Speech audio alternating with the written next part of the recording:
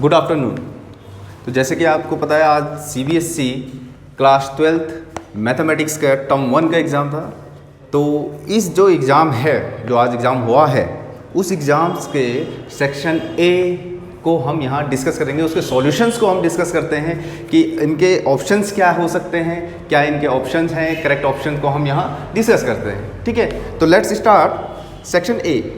So first question is, a relation R is defined on N. Which of the following is a reflexive relation? That means question given है, हमें कहा है कि कोई relation है जो N में defined है और आपसे ये कहा है which of the following is the reflexive relations. So conditions of reflexive relations, question 1.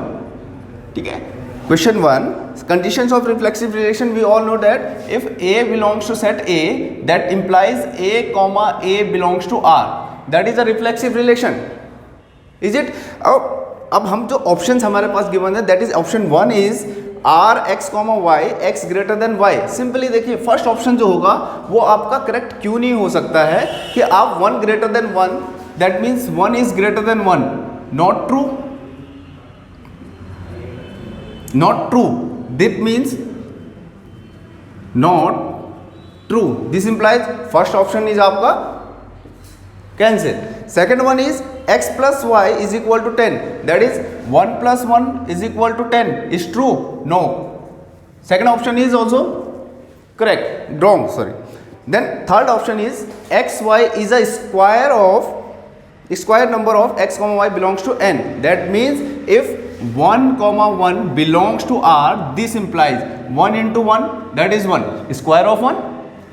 2 comma 2 belongs to R, this implies 2 into 2, 4, square of 2. Similarly 3 comma 3, you can find many numbers.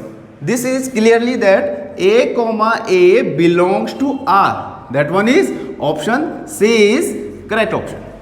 Now further D is x plus 4y is equal to 10. Is similar that 1 plus 1 is 10. Not true.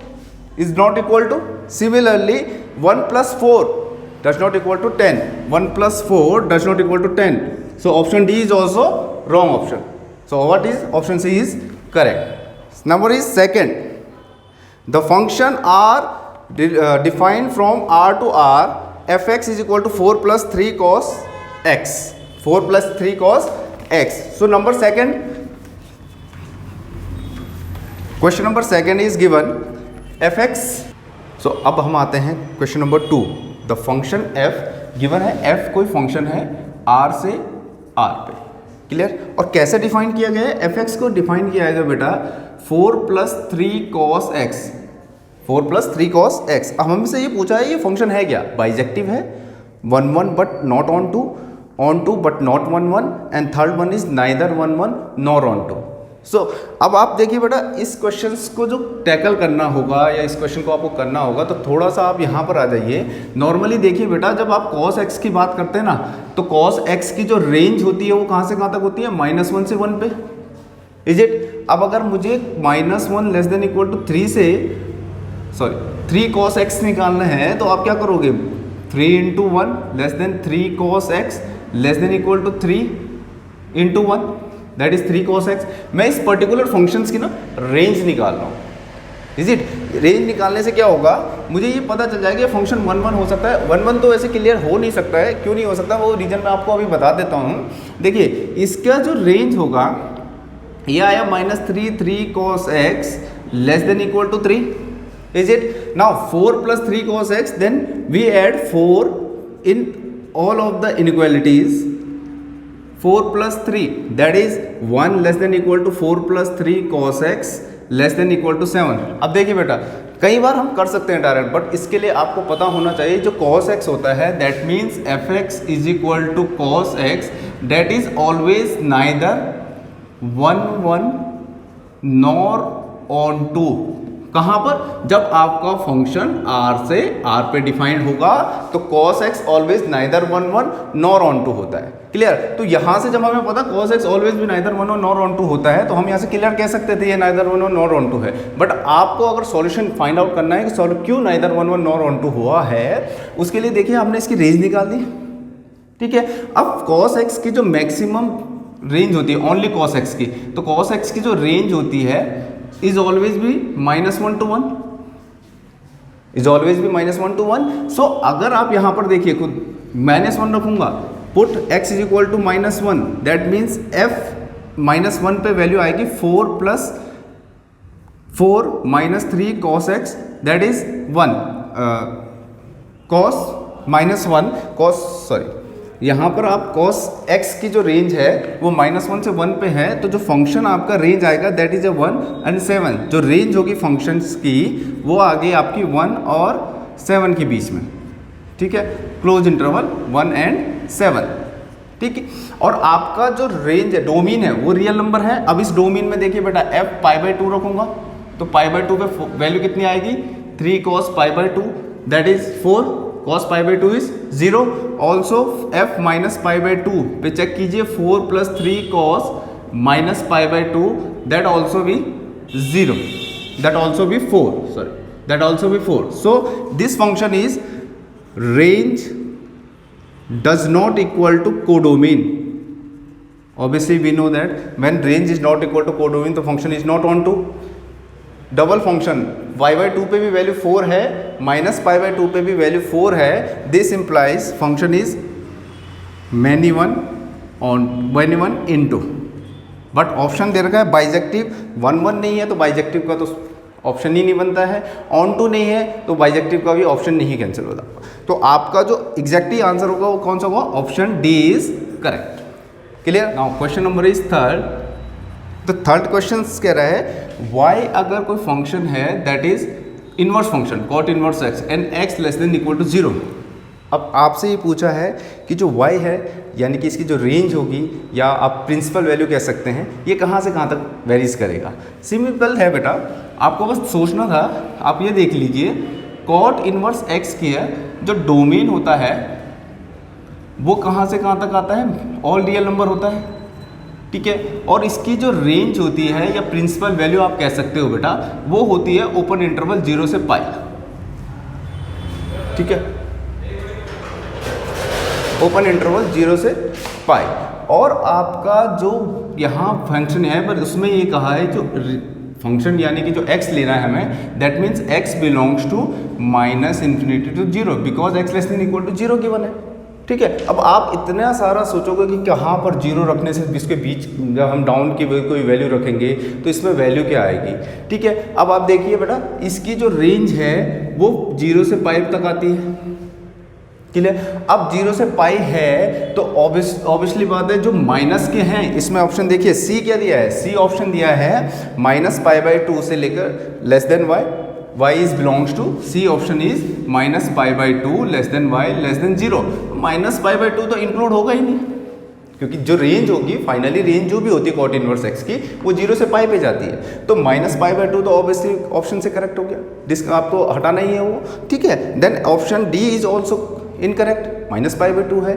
But option A and B clear, because आप 0 से नीचे आएंगे तो आप देखिए ए जो option है उसमें आपको y दे रखा है, ऑप्शन है π/2 less than y less than pi, clear, equal to में गिवन है।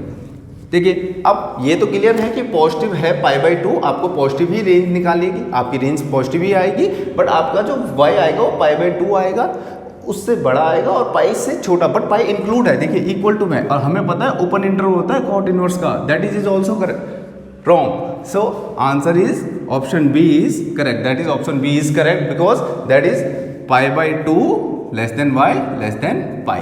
देखिए okay.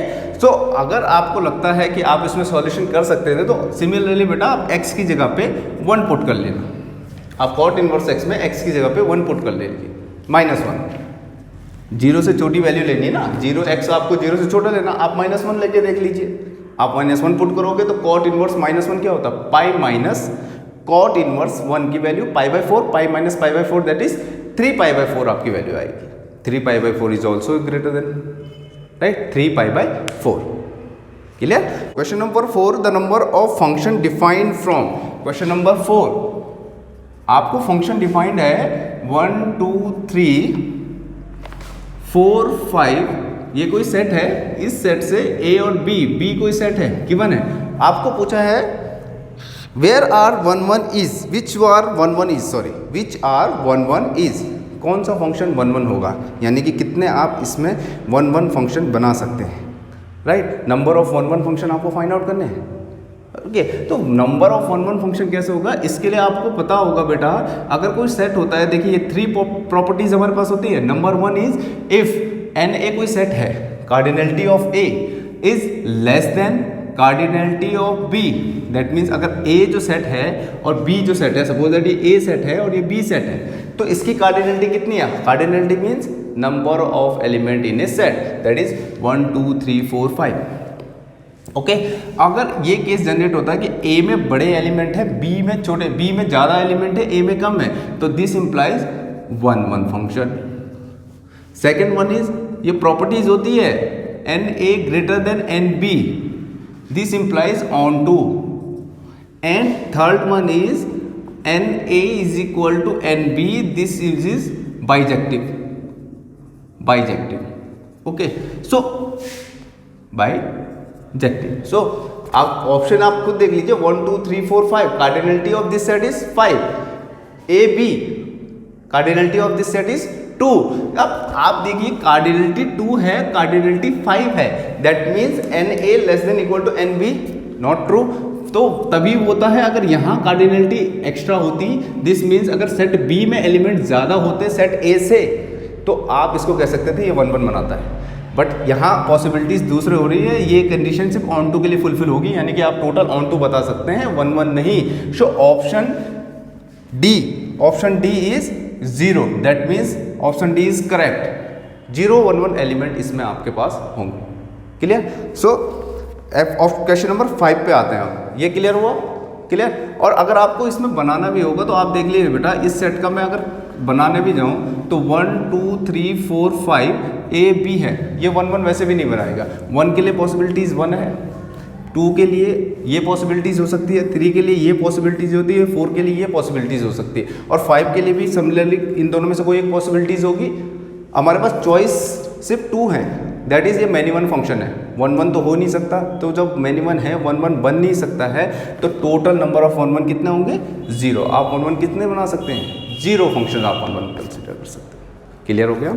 So next one is 5th question. 5th question है कि सेट ए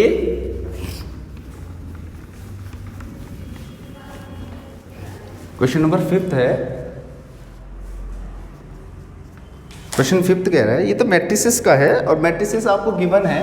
ए कोई मैट्रिस है बेटा, ए मैट्रिसेस है आपका 4 2 -1 1, ठीक है। और आपसे पूछा गया है कि then value of a - 2i into a - 3i। अब ये क्लियर है बेटा, जब इस टाइप का क्वेश्चन है यानी कि इसका प्रोडक्ट करना है तो आइडेंटिटी भी कितने बाई कितने, क्योंकि 2 बाई 2 की। और सिमिलरली जब आप इनको सॉल्व करेंगे तो आप क्या करोगे, 4 2 -1 1 माइनस में थोड़ा ट्वाइस 1 0 0 1, ये आपका फर्स्ट आ गया। Second one is obviously 4 2 -1 1 -3 1 0 0 1, because identity matrix is always भी 1 0 0 1। क्लियर? अब आप इसको ऐड ऑन कीजिए और सब्ट्रैक्ट कीजिए, तो सिमिलरली 2 0 0 2 हो जाएगा। 4 - 2 that is 2, 2 - 0 that is 2, -1 0 that is -1, 1 - 2 that is -1, multiply by 4 - 3 that is 1, 2 - 3 that is 2, -3 -1 that is 1 - 3 that is -2। अब आप प्रोडक्ट करके देख लीजिए, प्रोडक्ट करके आएगा। कैसे करते हैं प्रोडक्ट? आपको पहले ये पता है 2 बाई 2 2 बाई 2 की है, आपको रो कॉलम और रो आपस में इक्वल होगा तो भी मैट्रिक्स मल्टीप्लाई होती है। और आप देखिए first row first column that is 2 - 2, second row second column 4 - 4, first row first column -1 + 1 -2 + 2, that is this is also be a 0 0 0 0. The answer was is 0. So which one option is correct? Option D. Option D is correct option. Question number 5th में। Question number 6th की बात हम करते हैं। ठीक है। अब question number 6 क्या कह रहा है, P कोई मैट्रिक्स है, then again is a question of matrix. P is a matrix, order है P का, देखिए P कोई मैट्रिक्स है बेटा, 3/3 की गिवन है, क्लियर, ऑर्डर दे रखा, P is a matrix of 3/3, okay. और हमें गिवन ये है P का transpose that is 2P plus I, 2P plus I. अब आपसे क्वेश्चन क्या है, which one of the following, that means where P transpose is transpose of P, obviously बात है P is a transpose of P dash, then which one of the following is correct. आपको इसमें find out करना है कि क्या correct हो सकता है।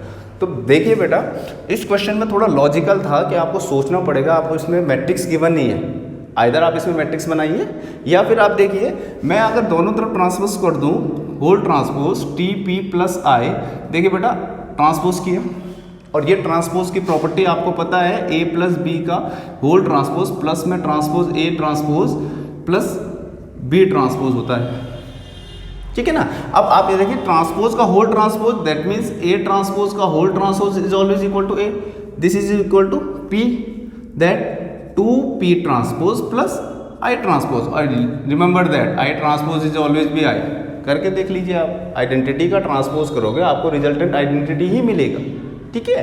तो आपका क्या आ गया, P इज इक्वल टू, देखिए 2, सो P ट्रांसपोज की वैल्यू आप यहां से पुटअप कर सकते हैं, तो ये कितना आ जाएगा 2P plus I that is P is equal to 4P plus 2I plus I, identity plus identity that is 3 identity, 4P plus 3I, okay. So 4P minus P is equal to, आप I को right hand side ले जाइए या इसको left hand side लेके आप इसको minus 3I is equal to 4P minus P कर सकते हैं, that is a left hand side transfer and that right hand side transfer. तो ये आपको कितना आएगा 3I is equal to 3P, देखिए 3 से 3 cancel, P is equal to which I, that is a which option is correct, option B, option B is correct. बस हाँ, थोड़ा सा ये क्वेश्चन अंडरस्टैंडिंग था कि हाँ हमें होल ट्रांसपोज क्यों किया, जनरेट हो सकता है आपको डाउट होगा कि सर आपने ट्रांसपोज क्यों किया।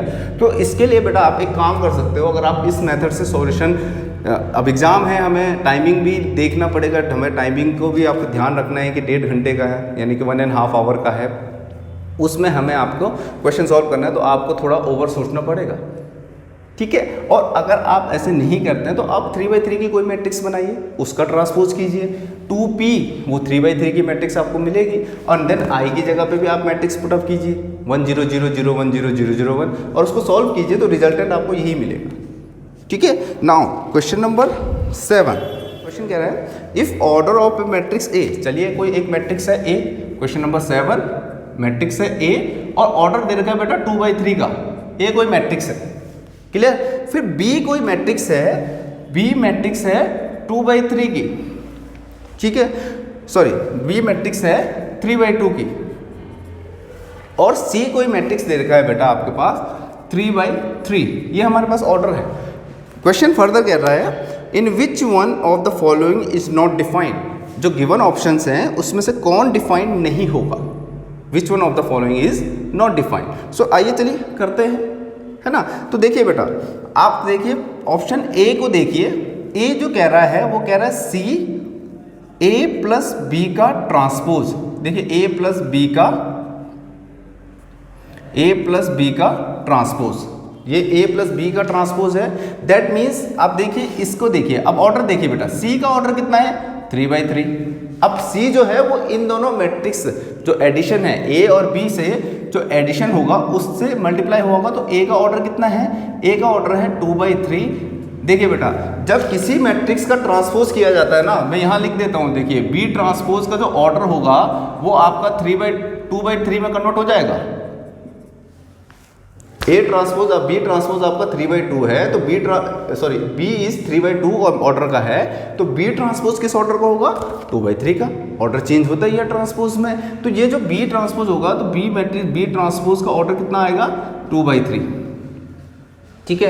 B ट्रांसपोज का 2/3 आ गया। अब आप देखिए बेटा, इससे एडिशनल जो भी मैट्रिक्स बनेगी, सपोज अगर आप लेते हो जो एडिशनल यहाँ से मैट्रिक्स बनती है वो मैं C मैट्रिक्स ले लेता हूँ, तो C 3/3 है, यहाँ आपने कोई मैट्रिक्स और ले लिया, P ले लिया, P कोई मैट्रिक्स है, उसका ऑर्डर कितना होगा 2/3, ठीक है, आप कंसिडर कर रहे हो A plus B transpose is equal to P, मान लेते हैं कोई मैट्रिक्स है, तो अगर इसका ऑर्डर 2/3 है, इसका ऑर्डर 2/3 है, तो इसका ऑब्वियसली ऑर्डर 2/3 होगा, है ना।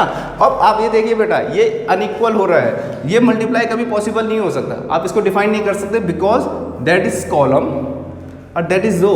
मैट्रिक्स मल्टीप्लिकेशन कब पॉसिबल होती है, जब number of column of first matrix is equal to number of row of second matrix, is that not equal to, that means option A is correct option, ठीक है। अब आप उसमें आप देखिए बी को भी चेक कर सकते हो, आप ऑप्शन बी को लिखा है सी ए प्लस बी ट्रांसपोज का होल ट्रांसपोज, क्लियर, ए प्लस बी ट्रांसपोज का होल ट्रांसपोज गिवन है। आपने देखिए ऑप्शन बी के लिए सेकंड जो पार्ट है, ऑप्शन बी में देखिए बेटा, ऑप्शन बी में दे रखा है, ये भी आपने फाइंड आउट किया, वो कह रहे हो आप पी जो मैट्रिक्स है 2/3 ऑर्डर का है, तो उसका transpose that is P transpose जो होगा, ये जो ऑर्डर मैट्रिक्स होगा दैट इज पी का ट्रांसपोज, ओके। तो C इज ऑर्डर इज 3/3 और P ट्रांसपोज जो होगा उसका ऑर्डर कितना होगा 3/2, that is correct because column और रो आपस में इक्वल्स है, ओके।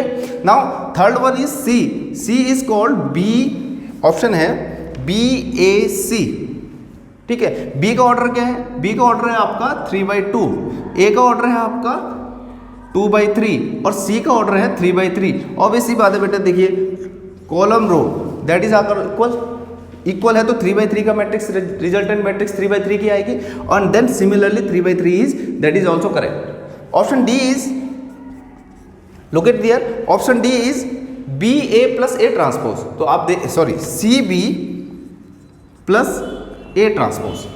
सिमिलरली देखिए बेटा, C का ऑर्डर कितना है 3/3, B का ऑर्डर कितना है 3/2 प्लस A ट्रांसपोज, देखिए A ट्रांसपोज होगा तो A ट्रांसपोज का ऑर्डर कितना आ जाएगा 3/2।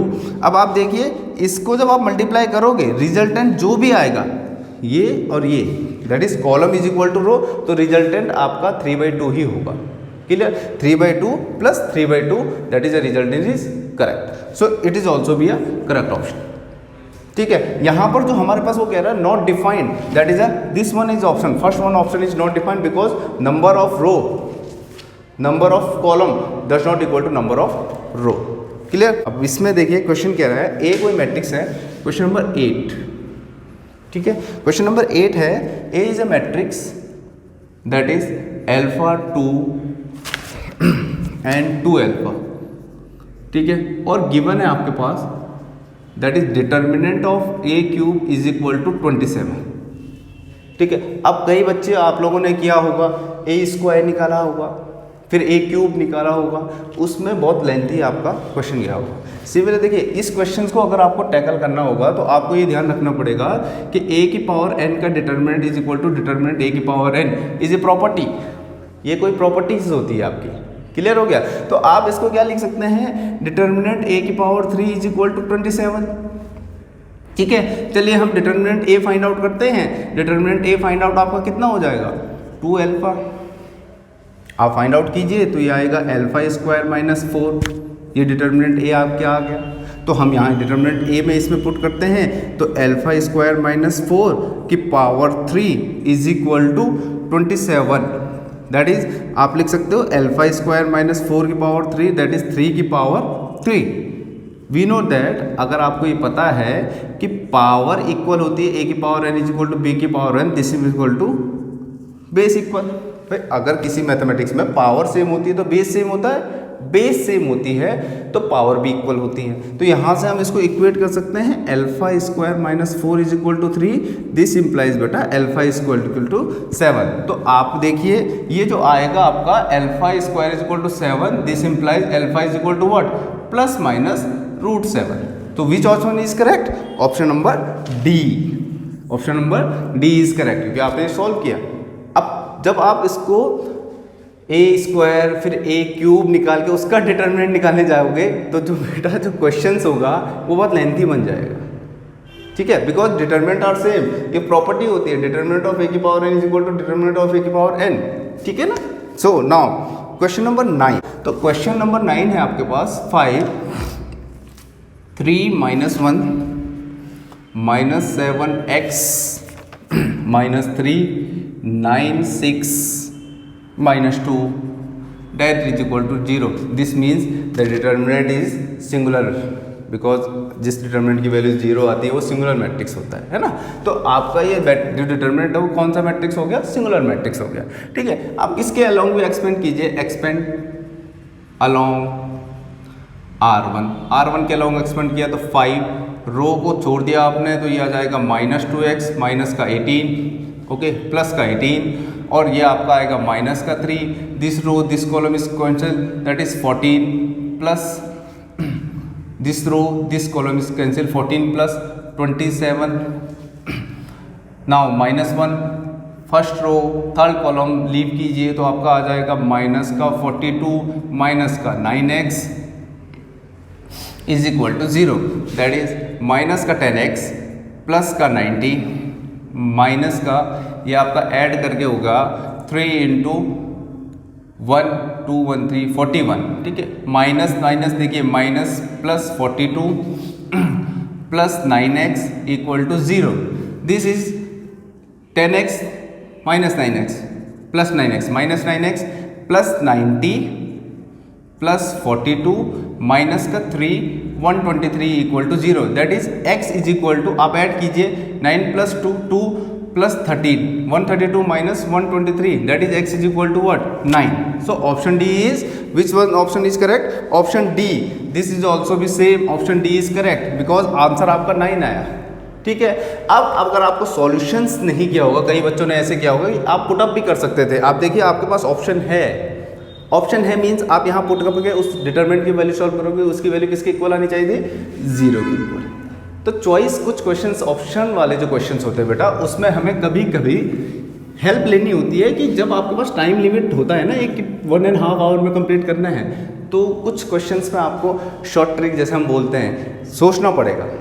ठीक है, now question number 10, this is also भी सिंपल क्वेश्चन. आपको क्या करना है, इनवर्स फाइंड आउट करना है. आपके पास ए कोई मैट्रिक्स है और आप देखिए बेटा आपके पास -4 3 7 -5 है. ठीक है, आपको इसका इनवर्स फाइंड आउट करना है. तो इनवर्स कैसे फाइंड आउट करते हैं हम, एडजॉइंट की हेल्प से, है ना, adjoints and then determinant A. So first of all आप इसका डिटर्मिनेंट फाइंड आउट कीजिए. वो डिटर्मिनेंट क्या होगा, -5 3 7 -5 दैट इज आपका आ जाएगा 20 -21 that is -1 is a determinant. और मैं अब इसका एडजॉइंट ए निकालता हूँ. तो एडजॉइंट ए सबको निकालना आता है, नहीं आता है तो बेटा आप कोफैक्टर की हेल्प से ले लेना. कोफैक्टर की हेल्प से आपका एडजॉइंट ए जो होगा वो कैसे निकलेगा, हम यही निकाल देते हैं. फर्स्ट रो फर्स्ट कॉलम को A11 की वैल्यू फाइंड आउट करनी है. फर्स्ट रो फर्स्ट कॉलम को आप लीव कर दीजिए, यानी कि उसको छोड़ दीजिए. तो आपके पास रिजल्टेंट क्या होगा, -5. First row second column but negative use होगा तो -7. Second row first column -3.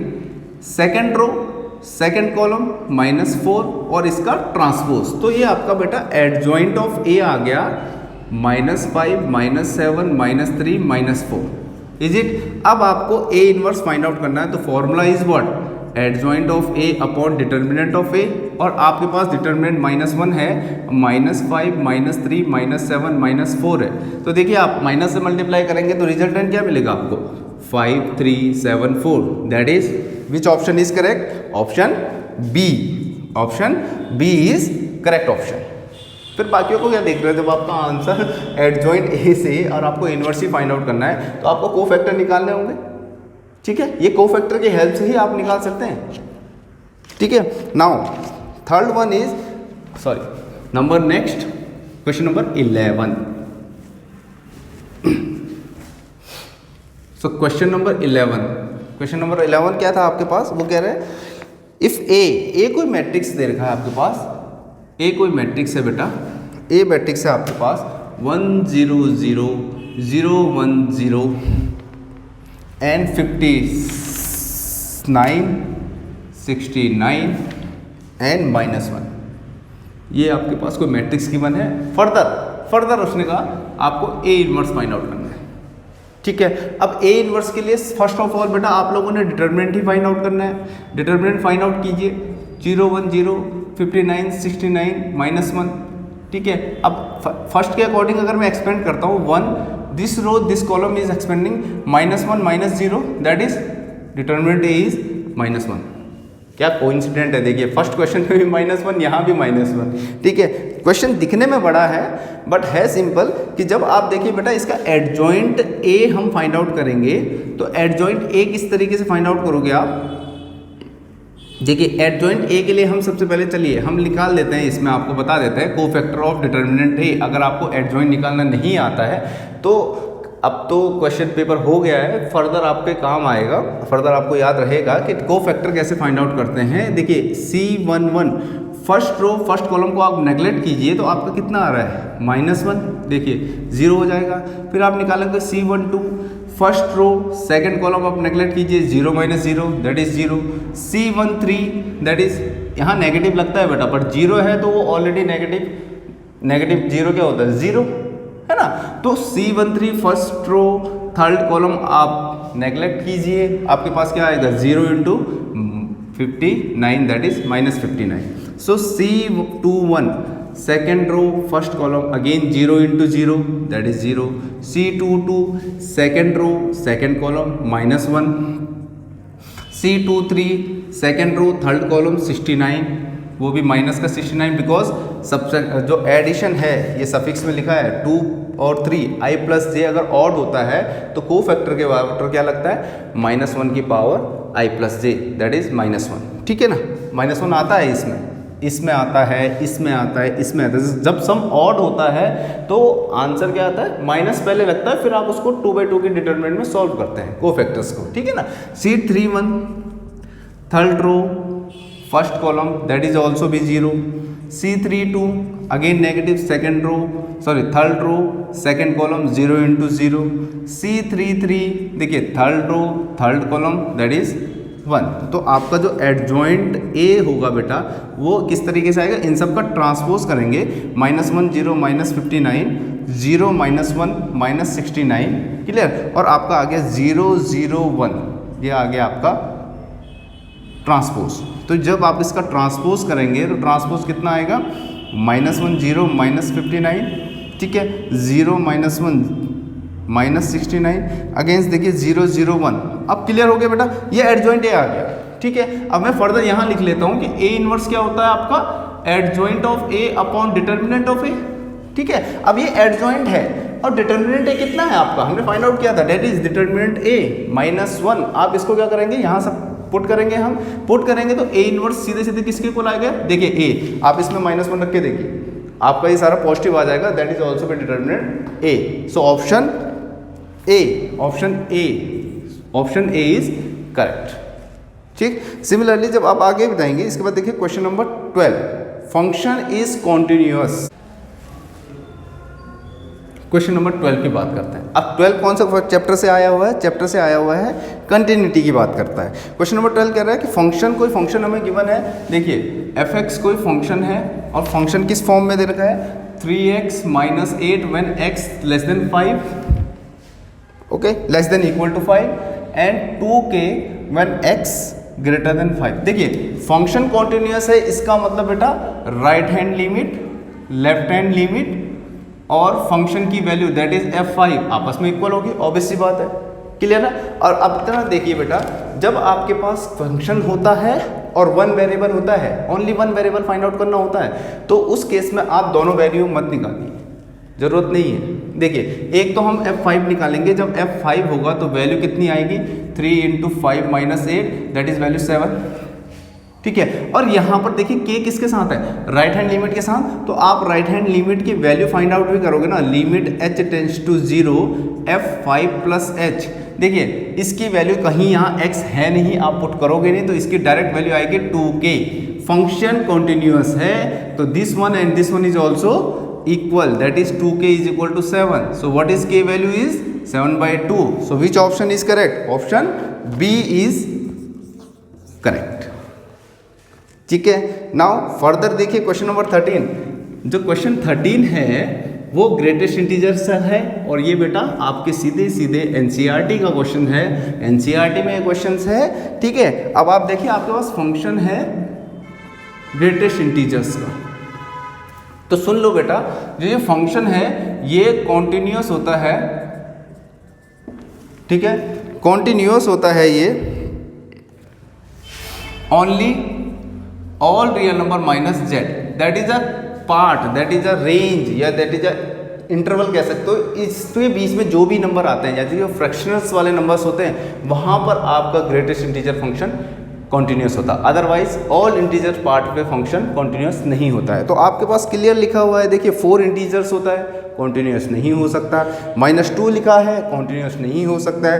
1.5 that is option C is correct. ये तो डायरेक्ट क्वेश्चंस थे, इसको क्या सॉल्व करना है ना। इसमें तो आपको भी पता है कि अगर किसी को पता होगा तो, पता नहीं है तो फिर तो बेटा आपको सॉल्यूशन को फाइंड आउट करना होगा, ईज पे चेक करना पड़ेगा। पर ध्यान रखना, नेक्स्ट कभी वर्क आएगा, आप याद आएगा आपको या आपके काम आएगा कहीं भी, कि जो कॉन्टिन्यूस फंक्शन होता है यानी कि ग्रेटेस्ट इंटीजर फंक्शन कॉन्टिन्यूस कहाँ होता है, ओनली दिस इंटरवल, यानी कि जितने नंबर्स ये होते हैं, यानी फ्रैक्शनल पार्ट जो होते हैं आपके 1/2, 3/5 जो फ्रैक्शनल पार्ट होते हैं वहाँ ये कॉन्टिन्यूस होता है। क्लियर।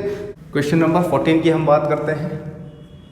ठीक है, क्वेश्चन नंबर 14 किससे चैप्टर से है, वो आपके डिफरेंशिएशन के क्वेश्चन चैप्टर से। और ये तो बहुत सिंपल क्वेश्चन है, डायरेक्ट कहा है tan इनवर्स e⁻²x।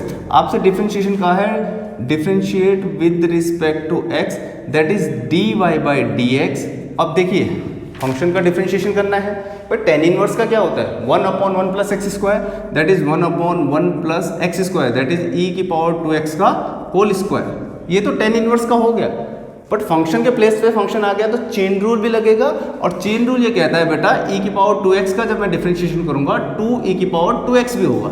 ऑब्वियस सी बात है, चेन रूल लगेगा तो पहले tan इनवर्स का, देन e⁻²x का, और e⁻²x का हो गया तो आपका रिजल्ट क्या आएगा, e⁻²x/1 + e⁻4x। So which option is correct, option number A. ठीक है, क्वेश्चंस पेपर बहुत ठीक था, इजी है, कोई ऐसी बड़ी बात नहीं है। 1-2 क्वेश्चंस मैं मानता हूँ थोड़ा सा अप डाउन वाले क्वेश्चंस थे आपके, इसमें थोड़ा थिंकिंग आपको ज़्यादा रखनी पड़ेगी। ठीक है, तो क्वेश्चन नंबर 15 की हम बात करते हैं। लीजिए क्वेश्चन नंबर 15 आपकी आ गया।